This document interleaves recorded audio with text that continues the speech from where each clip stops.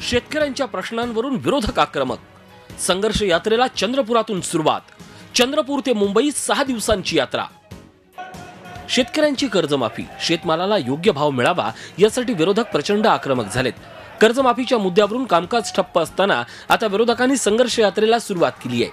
चंद्रपूरच्या सिंदेवाही तालुक्यातल्या पळसगावमधून सुरुवात झाली आहे। 22 मार्चला पळस गावात 2 एकर शेती असलेल्या बंडू कारकांडे नावाच्या धान उत्पादकानं आपली जीवन यात्रा संपवली होती।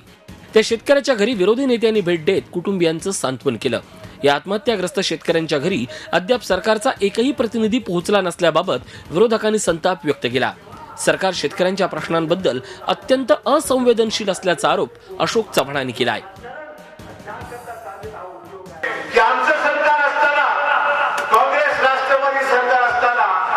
शेतकऱ्यांचं कर्ज माफ आम्ही केलं होतं हे मुद्दा मी आठवण करून देऊ इच्छितो।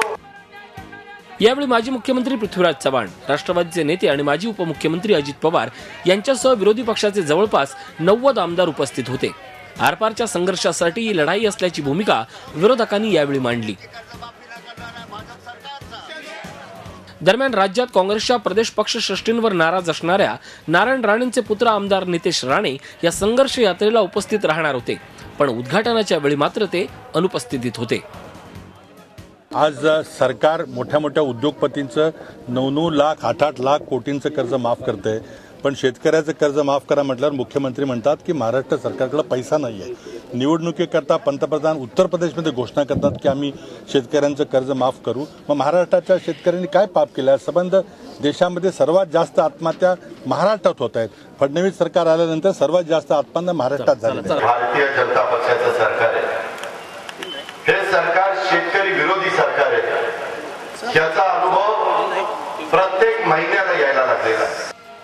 मात्र बळीराजाच्या प्रश्नांना वाचा फोडणारी यात्रा वातानुकूलित बसमधून सुरू असल्यानं चंद्रपुरात त्याची चर्चा रंगली।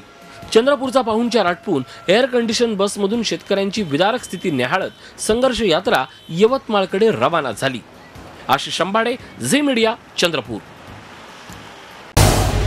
झी 24 तास रहा एक पाऊल पुढे।